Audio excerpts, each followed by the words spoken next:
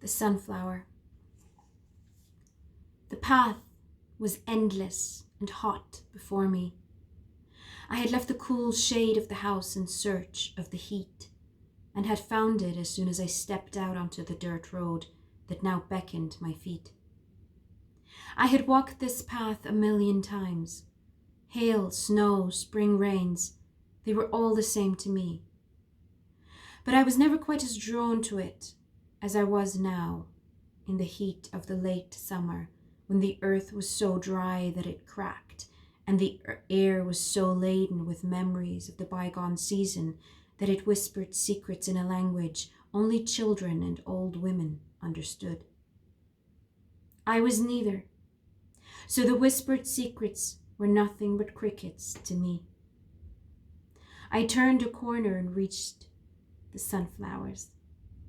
Long ago, when this land had been cultivated, when there had been the hope or promise of a profit to be made, an old farmer had seeded them. But the old man was long gone. Only his sunflowers remained, returning year after year faithfully, needlessly, hopefully. They too loved the heat the most. Like me, they too loved these long afternoons when the sunset and the sunrise both seemed centuries away. I looked up at their countless faces. They seemed to nod, guide me along.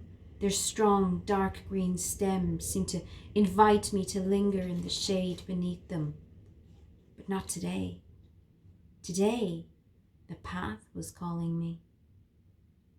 The loneliness of it was enticing, its solitude inviting. For too long this path had been mine alone. It had always been.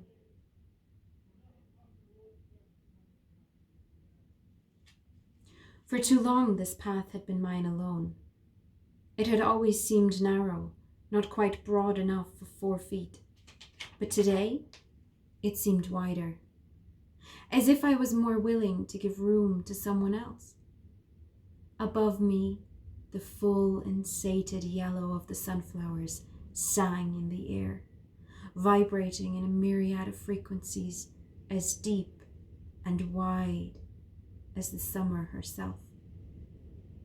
My feet began to ache as I walked along, never slowing, never stopping.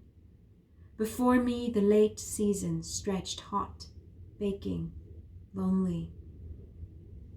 But today, my walk felt different. Today, my walk felt as though it had a purpose. Perhaps I had not merely left the house to escape the coolness of its shadows.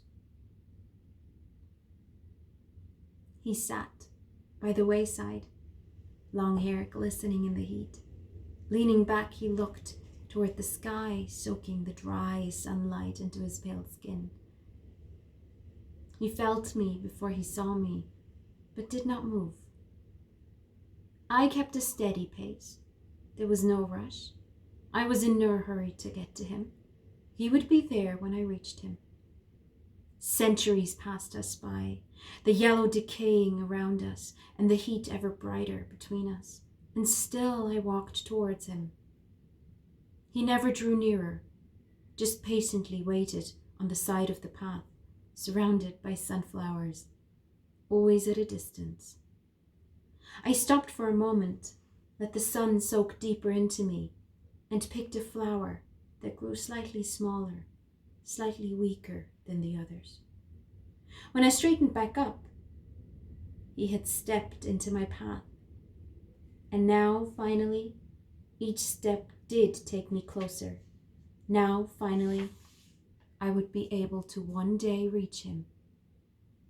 He smiled, spread his arms, welcoming me onto the broad path we could now take together. He kissed me when I reached him. He tasted of sunflowers.